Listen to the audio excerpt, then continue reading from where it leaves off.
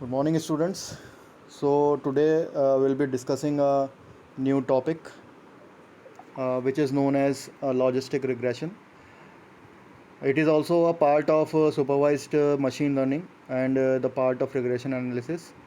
So till now we have discussed about the linear regression. ठीक है, तो simple linear regression में what we have done, what we have considered is that we are taking the continuous value. ठीक है, for example कि अगर मान लीजिए टेम्परेचर फोरकास्ट करना है, वेदर फोरकास्टिंग करनी है कि अब आने वाले टाइम में क्या वेदर होगा, तो in a data set we have a continuous value. तो जब हमारे पास कंटिन्यूस वैल्यू होगी तो we can make a regression straight line. ठीक है, जिसको हम बेस्ट फिट लाइन करेंगे और रिग्रेशन लाइन बोलेंगे. और it is nothing but my line equation y is equal to mx plus c. ठीक है, तो ये अभी हम लोगों ने सिंपल लीनियर रिग्रेशन में पढ़ लिया. उसके बाद उसकी ऑप्टिमाइजेशन टेक्निक्स पढ़ ली, ग्रेडियंट डिसेंट एल्गोरिथम पढ़ लिया, क्या उनके मैट्रिसेस होते हैं, S S E M S mean square जो होता है वो हमने उसके फॉर्मूले देख लिए. ठीक है, तो अब हम एक नए तरह का रिग्रेशन एनालिसिस और रिग्रेशन एल्गोरिथम पढ़ेंगे, which is nothing but the logistic regression. ठीक है, तो हमेशा क्या होता है स्टूडेंट्स के, we are not getting the data set in a continuous form. ठीक है, हमेशा कंटिन्यूस फॉर्म में नहीं होता है. कई बार क्या होता है कैटेगोरिकल भी होता है. So categorical is nothing but the zero और वन. अगर हम we are from the engineering background, so we know the significance of zero and one. तो zero and one is nothing but yes और no भी कह सकते हैं हम इसको, ट्रू और फॉल्स भी कह सकते हैं, और मेल फीमेल भी कह सकते हैं. ठीक है, अभी मैं सिर्फ बाइनरी क्लासिफिकेशन की बात कर रहा हूँ. तो बाइनरी क्लासिफिकेशन में we have only two inputs, या तो वो ज़ीरो होगा या फिर वो वन होगा. ठीक है, उसके अलावा वो कुछ भी नहीं होता. तो all these things come into the category of categorical algorithms और categorical classification.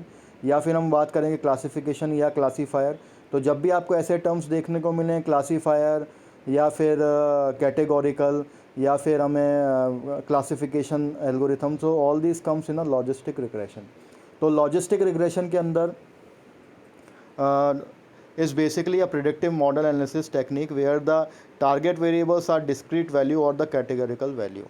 तो बेसिकली इसमें जैसे आप लोगों ने सिग्नल एंड सिस्टम अगर पढ़ा हो तो उसमें भी होता है डिस्क्रीट वैल्यू होती है. तो discrete value is nothing but zero और वन.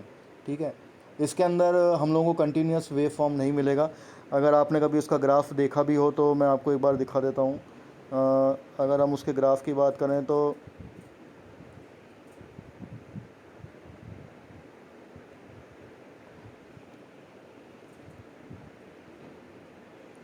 वो इस तरीके से होता है. ये इस तरीके से वो स्ट्रेट लाइन होती है, डिजिटल होता है. और अगर मैं कंटिन्यूस की बात करूँ तो कंटिन्यूस इस तरीके से होता है, लाइक अ साइनसोइडल वेव. ठीक है, तो इसमें जो होगी वो हमें डिस्क्रीट वैल्यू मिलेगी, where the target variables are discrete value और categorical for a given set of features और द इनपुट एक्स. तो जो भी हमारे फीचर्स आने वाले हैं वो हमारे को कैसे मिलने वाले हैं, कैटेगोरिकल मिलने वाले हैं.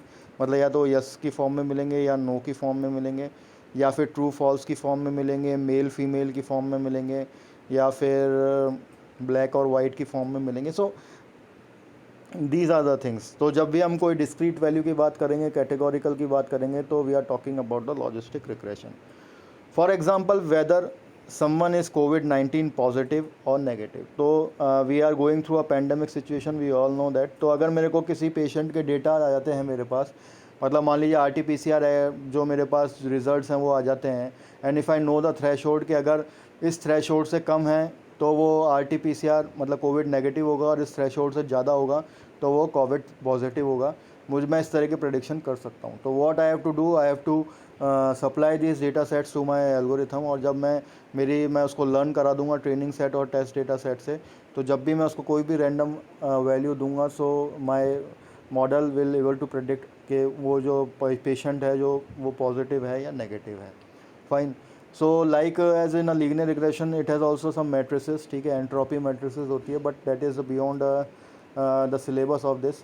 ठीक है, ग्रेडियंट डिसेंट भी आपका पार्ट नहीं था सिलेबस का, लेकिन फिर भी gradient descent is important from the exam, from your interview point of view. ठीक है, इसकी भी एक मैट्रिसेस होती है, एंट्रोपी मैट्रिसेस होती है. ठीक है, वो कितना मतलब देखिए, मैंने आप लोगों को पहले भी बताया था कि मॉडल बनाना बहुत इजी है. ठीक है, एल्गोरिथम यूज़ करके we can develop the model, लेकिन मेरा मॉडल कितना एक्यूरेट और कितना प्रिसाइज रिजल्ट दे रहा है वो सबसे ज़्यादा इंपॉर्टेंट है. ठीक है। अगर मैं उसको कोई डेटा वैल्यू दे रहा हूँ और वो यस की जगह मुझे नो बता रहा है और नो की जगह यस बता रहा है, तो वो मॉडल मेरे कोई काम का नहीं है। So as being a machine learning analyst, I have to able to make the model, I am able to make the model as well as predict the accurate value also. ठीक है, जब तक वो एक्यूरेट वैल्यू नहीं निकलेगी, predicted value नहीं निकलेगी, तब तक मेरा वो मॉडल कोई काम का होगा नहीं। So it is a very powerful yet simple classification algorithm. मैंने आप लोगों को बताया है, it is also known as the classification algorithm in the machine learning, borrowed from statics algorithm. तो हमारे मशीन लर्निंग के अंदर क्या होता है कि हम लोगों ने कोई चीज़ें बोरो की हुई हैं, मतलब हम किसी ना किसी, जब हम मशीन लर्निंग की अगर मैं बात करूँ रेसिपी बनाते हैं, तो हम स्टैटिस्टिक्स का भी तड़का लगाएंगे, उसके अंदर प्रोबेबिलिटी का भी तड़का लगाएंगे। So in this we have seen, will be seeing the probability distribution also and some concepts of statistics also. ठीक है, अभी हमने पिछले उसमें स्टैटिक्स देखी थी, लीनियर रिग्रेशन में हमने स्टैटिक्स देखी है, line equation and your gradient descent, और किस तरीके से मैट्रिसेस हमने कैलकुलेट की थी। So around 60% of the world classification problem can be solve by using the logistic regression algorithm. So it is just the assumption के 60% ऑफ लॉजिस्टिक जो classification की कैटेगोरिकल की जो हमारी प्रॉब्लम्स हैं, it has to be determined and solve by the logistic regression. ठीक है, तो there should be no missing value in the case of logistic regression. It is a very important part students.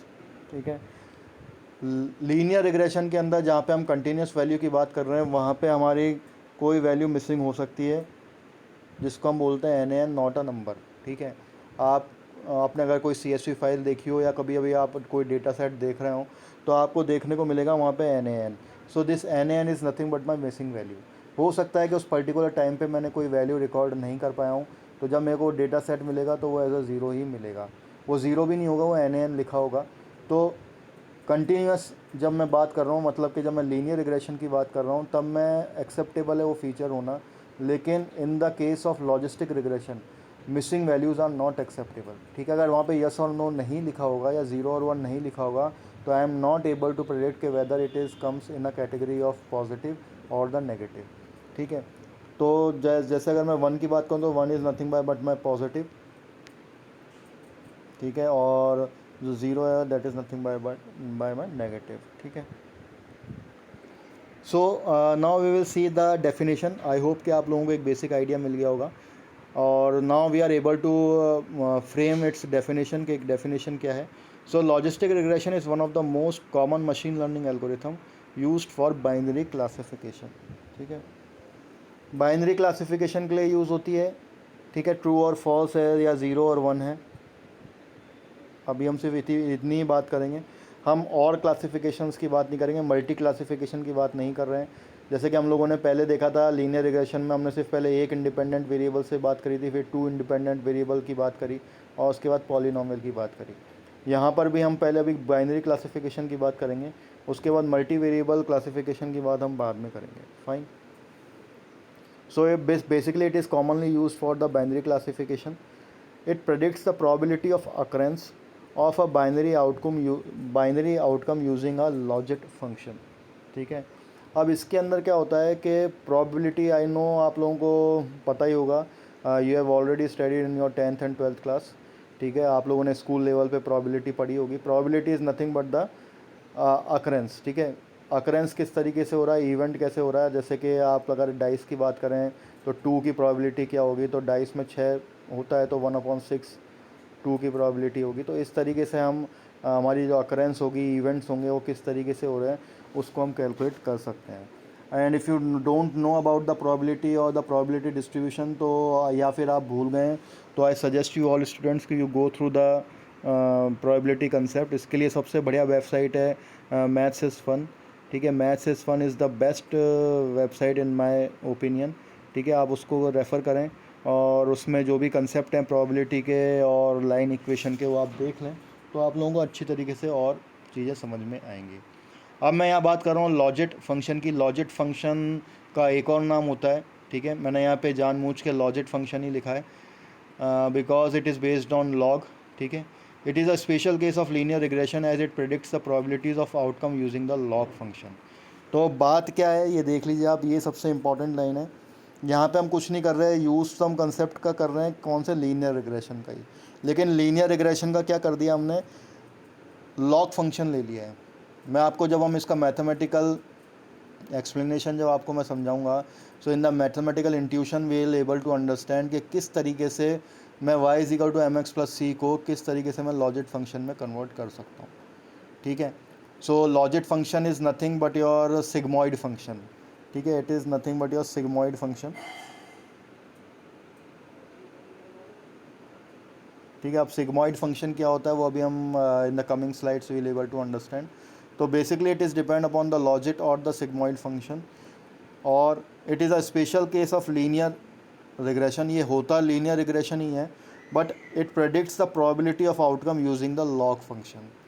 तो हमें सिर्फ इतना सा करना है कि इसमें हमें लॉग फंक्शन का यूज़ करना है, और इसके अंदर एक और काम में आता है जिस विच इज़ नोन एज ई। आप लोगों को पता ही होगा ई क्या होता है। E is nothing but the Euler's constant. It is nothing but the Euler's constant. We use the activation function. Activation function भी बोलते हैं, सिग्मॉइड फंक्शन भी बोलते हैं, लॉजिट फंक्शन भी बोलते हैं। तो अब आप नाम के जार्गन्स में कंफ्यूज मत होइएगा, so there are lot of jargons. तो यहाँ पे हमें एक और चीज़ देखने को मिल गई है कि सिग्मॉइड फंक्शन को हम लॉजिट फंक्शन भी बोलते हैं और एक्टिवेशन फंक्शन भी बोलते हैं। We use the activation function to convert the outcome into the categorical value. अब उसके बाद हम क्या करेंगे, एक्टिवेशन फंक्शन को यूज़ करेंगे, और बेसिकली सिग्मॉइड फंक्शन जो होता है वो क्या करता है, वो जो आउटकम आएगा उसको कन्वर्ट किस में कर देगा, कैटेगोरिकल वैल्यू में कन्वर्ट कर देगा, मतलब यस या नो में कन्वर्ट कर देगा वो। So there are many example where we use the logistic regression. For example, it can be used for fraud detection, spam detection, cancer detection, etc. तो बेसिकली आप लोगों ने इसका सबसे बेस्ट एग्जांपल अगर मैं आपको बताऊं रियल टाइम में, आप लोगों ने इसको देखा भी होगा, वो है Gmail. So Gmail use the logistic regression technique, machine learning technique, in that it is able to understand which mails are your spam mails and which are not your spam mails। ठीक है, अगर मान लीजिए आप किसी एक mail को, मान लीजिए आप किसी एक फ्रेंड का मेल आ रहा है, आप उसको स्पैम मार्क कर देते हैं, तो next time when you will receive the mail from that particular friend, it will directly goes to your spam folder। ठीक है, सो Gmail works on the basis of logistic regression machine learning technique। ठीक है, सो it is the best example, it is a real time example. उसके अलावा कोई भी fraud detection होता है, मैंने आप लोगों को बताया था क्रेडिट कार्ड का फ्रॉड डिटेक्शन है, वो सारी की सारी चीज़ें हम इसके थ्रू देख सकते हैं। Now, before going into the deep of logistic regression, first all we are able to understand what is the difference between the linear and the logistic regression। वैसे मैं आप लोगों को बता चुका हूँ, फिर भी हम एक बार थ्योरी में देख लेते हैं। Linear regression is used when our independent variable is continuous in nature. ठीक है, तो सबसे इम्पॉर्टेंट बात यह है कि लीनियर रिग्रेशन के अंदर जो मेरे इंडिपेंडेंट वेरिएबल हैं वो कंटिन्यूस इन नेचर होने चाहिए। मतलब अगर मैं इसको इलेक्ट्रिकल की भाषा में बात करूँ तो वो क्या होना चाहिए, एनालॉग सिग्नल होने चाहिए, डिजिटल नहीं होने चाहिए। डिजिटल क्या होते हैं, डिस्क्रीट होते हैं, और एनालॉग होते हैं, कंटिन्यूस होते हैं। ठीक है, लाइक फॉर एग्जांपल अगर किसी स्टूडेंट की मेरे को वेट, हाइट या नंबर है वो एक्सेट्रा मेरे को अगर उसको कैलकुलेट करना है, तो उस केस में मैं लीनियर रिग्रेशन को यूज़ करूँगा। Logistic regression is used when the dependent variable is binary और लिमिटेड फॉर द एग्जांपल। ठीक है, तो जब डिपेंडेंट वेरिएबल्स बाइनरी होते हैं या लिमिटेड होते हैं तो हम क्या यूज़ करते हैं, लॉजिस्टिक रिग्रेशन यूज़ करते हैं। Like for example yes no, true false, 1 2, black white, like this, male female. Linear regression uses ordinary least square method. ठीक है, टू मिनिमाइज द एरर। तो इसके अंदर हम ordinary least square method use करते हैं, जिसमें हम लोगों ने एसएससी और एमएसआरई पढ़ा था, and arise at the best possible solution. ठीक है, वो हमारी मैट्रिसेस होती हैं which is ordinary least square, and in logistic regression achieve the best outcome bye using the maximum likelihood method. तो लॉजिस्टिक रिग्रेशन यूज़ करता है मैक्सिमम लाइकलीहुड मेथड, जो एक बाइनरी एंट्रोपी के नाम से होता है। ठीक है, but that is not the part of your syllabus. अगर आप चाहते हैं, because it is more in mathematics, तो अगर आप चाहते हैं उसका एक्सप्लेनेशन देखना तो मैं आपको बता दूंगा। बाकी थ्योरेटिकल भी आप समझना चाहते हैं तो मैं उसको अलग से वीडियो बना दूंगा। But that only depends upon your comments if you really want to know कि क्या किस तरीके से लॉजिस्टिक रिग्रेशन की, क्योंकि देखिए लीनियर रिग्रेशन में तो क्या होता है, हमें सीधे सीधे उसका डिस्टेंस जो होता है उसको कैलकुलेट करके उसको मिनिमम करना होता है, ठीक है। दूसरा ग्रेडियंट डिसेंट एक एल्गोरिथम होती है, तो दो मैट्रिसेस हम लोगों ने पढ़ ली थी लीनियर रिग्रेशन के केस में। लेकिन लॉजिस्टिक रिग्रेशन के केस में जो मैक्सिमम लाइक्लीहुड जो मेथड है, तो उसके अंदर बाइनरी एंट्रोपी मेथड होता है, उसको अलग से पढ़ना पड़ेगा। वो काफ़ी थोड़ा सा बड़ा है, थोड़ा मैथमेटिकल एक्सप्लेनेशन है उसके अंदर।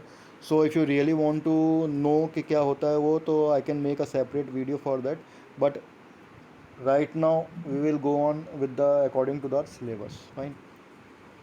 So in 19th century, people use linear regression on biology to predict health diseases, but it is very risky. For example, if a patient has a cancer and its probability of malignant is zero point 0.4, then in linear regression it will show the cancer is begin, because probability comes lesser than 0.5.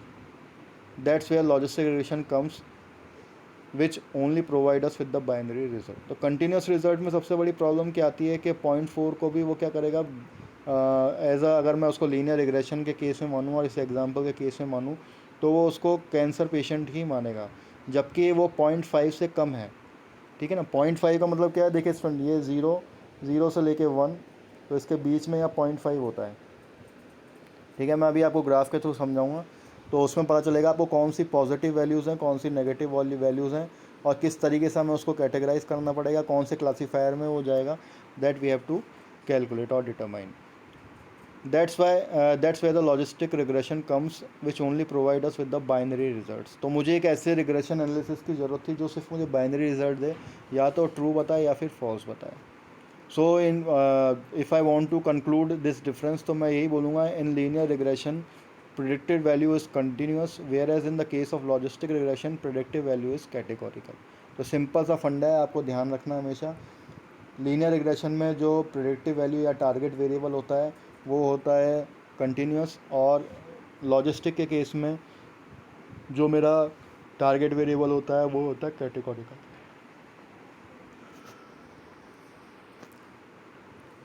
ठीक है। So this is the logistic regression graph.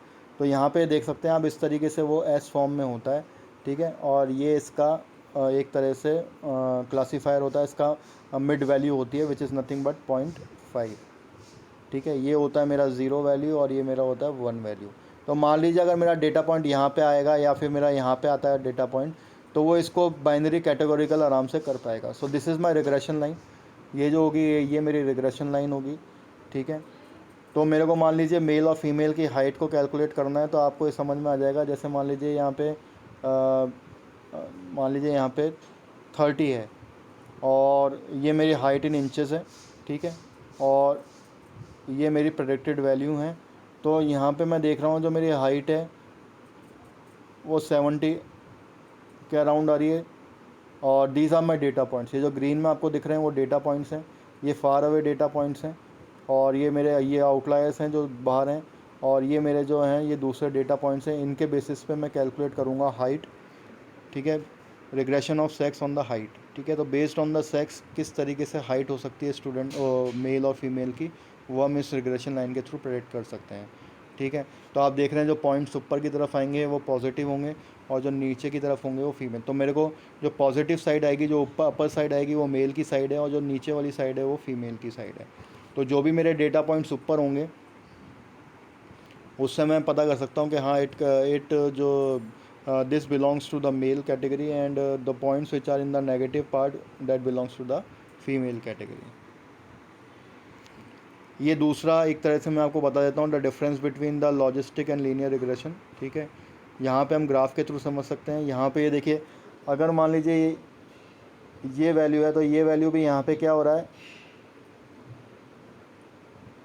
अपो जो ये value भी है ये negative value आएगी, लेकिन मेरे को किस में चाहिए, पॉजिटिव में चाहिए। तो वो लीनियर रिग्रेशन में उसको नेगेटिव ही दिखाएगा, लेकिन वो होनी क्या चाहिए थी, पॉजिटिव होनी चाहिए थी। सो ये डिफरेंस होता है। लीनियर रिग्रेशन के केस में स्ट्रेट लाइन होती है। Predicted Y can exceed 0 and 1 range. तो जो प्रिडिक्टेड वाई मतलब वाई की जो वैल्यू है वो 1 और 0 की रेंज से भी एक्सीड कर सकती है। लेकिन लॉजिस्टिक के केस में predictive value lies between with in the range of 0 and 1, और इस तरीके से ये एस कर्व होता है, ये हमें ध्यान में रखना है। Fine, so that is the basic difference, ठीक है, क्योंकि इसमें कंटिन्यूस है, 0 और 1 के अलावा भी इसमें वैल्यूज आती हैं लीनियर रिग्रेशन में, बट लॉजिस्टिक के अंदर ऐसा नहीं होता। लॉजिस्टिक में या तो 0 ही होगी या फिर 1 होगी। Now we will start with the logistic regression mathematical explanation, ठीक है। तो logistic regression is a part of larger class of algorithm known as generalised linear model, ठीक है, इसको जनरलाइज्ड लीनियर मॉडल बोलते हैं। इन 1972 Nelder and Wedderburn proposed this model with an effort to provide a means of using linear equation to the problem which are not directly suited for the application of the linear regression। तो यहाँ पे आप देखिए कि जो Nadler और Wedderburn थे, उन्होंने लीनियर रिग्रेशन की ही प्रॉब्लम को यूज़ करते हुए, और लीनियर रिग्रेशन की इक्वेशंस को यूज़ करते हुए उन्हीं एप्लीकेशंस पे काम किया जो कि लॉजिस्टिक होने वाले थे, जिसमें कैटेगोरिकल आउटपुट आने वाले थे। उसमें एक नई इक्वेशन बनाई, और किसको यूज़ करते हुए, लीनियर रिग्रेशन की इक्वेशन को ही यूज़ करते हुए। So with an effort to provide a means of using linear regression to the problem which are not directly suited for the application, जो कि एप्लीकेशन नहीं थी लीनियर रिग्रेशन की, लेकिन फिर भी उन्होंने लीनियर रिग्रेशन के ही रिसोर्सेज को यूज़ करते हुए एक नई इक्वेशन बनाई। In fact, they proposed a class of different models which are known as linear regression, ANOVA, Poisson regression, etc. तो आप लोगों ने, if you know about the statics, आप लोगों को पता होगा अनोवा होता है, एक काई स्क्वायर टेस्ट होता है, एक टी टेस्ट होता है, एक पी वैल्यूज़ होती हैं। तो बेसिकली क्या होता है, अनोवा टेस्ट जब होता है जब हमारे पास मल्टी कैटेगोरिकल वैल्यूज़ होती हैं, जब हम अनोवा टेस्ट करते हैं। और जब हमें मान लीजिए, अब देखिए क्या होता है स्टूडेंट्स, कई बार ऐसा होता है कि मेरे पास, अब मैंने दो चीज़ों का वो कंक्लूड किया है, एक तो मेरे पास कंटिन्यूस वैल्यू होंगी और एक मेरे पास कैटेगोरिकल वैल्यू होंगी, ठीक है। अब ज़रूरी नहीं है कि आपके पास हमेशा कंटिन्यूस ही वैल्यू हो सकता है आपके पास एक ऐसा मॉडल, ऐसे फीचर्स आएँ या ऐसे इनपुट वैल्यूज़ आएँ जिसमें कि आपका एक एक्स तो आपका कंटिन्यूस हो और एक x2 जो होगा वो आपका कैटेगोरिकल हो। ऐसे केस के अंदर हमें एक नया टेस्ट लगाना पड़ता है which is known as chi square test, ठीक है। तो काई स्क्वायर टेस्ट हम काम में लेते हैं, ठीक है। काई स्क्वायर टेस्ट के अंदर मान लीजिए अगर कंटिन्यूस वैल्यू हो इनपुट में और कैटेगोरिकल भी हो, तो हम उसमें काई स्क्वायर टेस्ट लगा के कर सकते हैं। पी वैल्यू होती है मेरी प्रोबेबिलिस्टिक वैल्यू, वो किस तरीके से होनी चाहिए, क्या होनी चाहिए, वो निकालना होता है। अनोवा टेस्ट जब लगता है जब मेरे पास मल्टी क्लासिफिकेशन मॉडल होते हैं, मतलब मल्टी क्लासिफिकेशन या कैटेगोरिकल इनपुट्स होते हैं। मान लीजिए आपके पास एक्स वाई जेड, मतलब 3 कैटेगरी हो गई, ठीक है। जैसे मान लीजिए आपके पास होगी ब्लैक, वाइट एंड ग्रे, तो मेरे पास 3 कैटेगरी हो गई। तो ऐसे केस में मल्टी कैटेगोरिकल का एग्जांपल है, तो ऐसे केस में अनोवा टेस्ट लगता है। तो that is a part of statics. और यही स्टैटिस्टिक्स के जो लाइब्रेरीज़ हैं, these are available in Python libraries. जो भी स्टैटिस्टिक के जो कंसेप्ट हैं, अनोवा का square test, that also we can perform in Python, ठीक है। पाइथन लाइब्रेरीज़ हैं एसकेलन, उसके अंदर अनोवा वगैरह स्टैटिक्स की लाइब्रेरी है जिसमें अनोवा का स्क्वायर टेस्ट, टी टेस्ट सब हम परफॉर्म कर सकते हैं। But before going to implement that we must have a knowledge of the theoretical part, we must have a knowledge of the concept also, how it works, so that is also the important part, ठीक है। so let's move on। तो this is the equation, generalised equation है, ठीक है। मैं आज आपको सिर्फ इसी जनरलाइज्ड इक्वेशन के बारे में पढ़ाऊंगा और उसके बाद नेक्स्ट लेक्चर में इसका मैथमेटिकल एक्सप्लेनेशन पढ़ेंगे। so this is my generalized equation of the linear model where GC is nothing but G function is nothing but my link function। EY is the expectation of the target variable, जो भी हमारी target variable आने वाले हैं, and alpha beta and gamma are my linear predictors. तो जिसमें alpha beta जो और गामा जो होंगे वो प्रेडिक्टेड होंगे। The role of linear function is to link the expectation of the Y to the linear predictor. तो बेसिकली जो जी फंक्शन है वो मेरा लिंक फंक्शन है, जो कि मेरे को लिंक करेगा किस किस के बीच में, एक तो टारगेट वेरिएबल के बीच में और लीनियर प्रेडिक्टर के बीच में। अब यहाँ पे कैटेगोरिकल है, मतलब कि 2 कैटेगरी होने वाली हैं, इसलिए मैंने यहाँ पे क्या लिया है, mx1 प्लस mx2 प्लस सी। अब आप इसको जब इसको कोरिलेट करेंगे तो यहाँ m1 x1 m2 x2, तो ये जो m1 है वो nothing is but my beta, m2 जो है वो nothing is but my gamma, and C is nothing but my alpha. तो अल्फ़ा बीटा गामा को हमें जो है प्रेडिक्टेड करना है, और मेरे पास x1 और x2 होंगे, तो x1 is nothing but my categorical number 1, अगर मैं मान लो इसको 0 रखता हूँ, और x2 को मैं रखता हूँ 1, ठीक है। तो 0 और 1 के बेसिस पे मेरे को मैं उसको अपने जो मॉडल होगा उसको ट्रेन करूँगा, ठीक है, because it is a example of supervise learning, और सुपरवाइज लर्निंग के अंदर हम लोग ट्रेनिंग डेटा और टेस्ट डेटा यूज़ करते हैं। Fine, so these are some important points. GLM does not assume a linear relationship between the dependent and independent variable. However, it assumes a linear relationship between the link function and the independent variable in the logic model. तो basically क्या होता है, जो GLM अभी हम लोगों ने पढ़ा है यहाँ पे, जिसको हम जनरलाइज्ड लीनियर मॉडल बोलते हैं, तो generalised linear model does not assume a linear relationship between the dependent and the independent variables. ये कोई लीनियर रिलेशनशिप नहीं बता रहा, it only assumes a linear relationship between the link function and the independent variables. तो क्या link function और independent variable में क्या रिलेशनशिप है, लीनियर रिलेशनशिप है in the logic model. Logic model is nothing but my sigmoid, ठीक है। तो सिग्मॉइड का क्या होता है, अब आप लोगों को सिग्मॉइड फंक्शन जो है आप डालना गूगल पे, आप लोगों को पता चल जाएगा व्हाट इज़ सिग्मॉइड फंक्शन। उसके अंदर ई का काम होता है which is nothing but my Euler's constant. The dependent variable need not to be normally distributed, ठीक है। जो मेरे डिपेंडेंट वेरिएबल्स होंगे वो नॉर्मली डिस्ट्रीब्यूटेड होने की कोई ज़रूरत नहीं है, वो कैटेगोरिकल हो सकते हैं। मान लीजिए अगर वो जैसे इस तरीके से है, तो कुछ मेरे डेटा पॉइंट्स यहाँ पे होंगे और कुछ मेरे डेटा पॉइंट्स यहाँ पे होंगे, ऐसा भी हो सकता है। तो आप यहाँ पे देख सकते हैं कि ऐसे इस तरीके से बन रहा है, तो नॉर्मली डिस्ट्रीब्यूशन होने की कोई ज़रूरत नहीं है, ठीक है। It does not uses OLS ordinary least square for parameter estimation, ठीक है। पैरामीटर्स के एस्टिमेशन के लिए OLS की यूज़ नहीं करना हमें, it uses MLE which is nothing but maximum likelihood estimation. तो parameter estimation is nothing but your cost function, ठीक है। पैरामीटर्स मेरे क्या हैं, पैरामीटर्स मेरे वही हैं जो मेरे डिपेंडेंट वेरिएबल्स हैं, ठीक है। अब उनका एस्टिमेट करना है, एस्टिमेट कब करूँ, मतलब एस्टिमेशन का मतलब वो कम से कम हो, और कम से कम होगा वो दैट मीन्स कि मेरा कॉस्ट फंक्शन कम होने वाला है।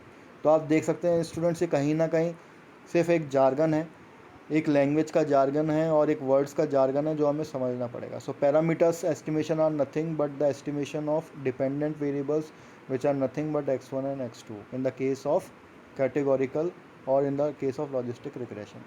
और अगर मैं लीनियर रिग्रेशन की बात करूँ, और अगर सिंगल वेरिएबल है तो वो x होगा, अगर वो मल्टी वेरिएबल है तो वो x1 x2 होगा, और पॉलिनोमियल होगा तो it depends upon the degree of the polynomial equation. Fine, but in the case of logistic regression it is used for the parameter estimation, it is used MLE, which is nothing but maximum likelihood estimation. Errors need not to be independent but not normally distributed, ठीक है। जो errors होंगे वो independent होने चाहिए, normally distributed नहीं होने चाहिए। So here is your assignment, what is ordinary least square and maximum likelihood estimation. मैंने आप लोगों को हिंट दे ही दिया है। Basically it is use for parameter estimation techniques. तो ये क्या होते हैं, किस तरीके से काम करते हैं, you have to give me in an assignment, ठीक है। All the assignments you have to submit it in my handwritten format, no typing, handwritten आप उसका PDF बना के उसको अपलोड करेंगे, ठीक है। एंड वन थिंग मोर, आप अपने असाइनमेंट पे ये ज़रूर मेंशन कर दीजिएगा विच असाइनमेंट यू आर डूइंग, ठीक है। मतलब उसका क्वेश्चन ज़रूर लिखिएगा और फिर उसका आंसर दीजिएगा। So in the next lecture we will see के किस तरीके से हम एक लीनियर इक्वेशन को सिग्मॉइड या लॉजिक फंक्शन, या फिर मैं बात करूँ उसको कौन सा एक और फंक्शन था,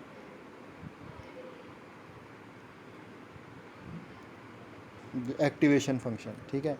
तो हमने तीन चीज़ों का मतलब एक चीज़ के तीन नाम पढ़ लिए, लॉजिक फंक्शन, सिग्मॉइड फंक्शन या फिर एक्टिवेशन फंक्शन। ये किस तरीके से लीनियर इक्वेशन को यूज़ करते हुए, लीनियर रिग्रेशन के इक्वेशन को यूज़ करते हुए किस तरीके से हम वो एक्टिवेशन फंक्शन को बनाते हैं, that we will see in our next lecture. So till now you I hope के you have got an idea कि what is an logistic regression all about, what is the difference between logistic and linear regression, और किस तरीके से which are the function we have to use in the logistic regression, right. So in the coming lecture, in the next lecture, we'll be discussing the mathematical explanation of the logistic regression. So till now, thank you.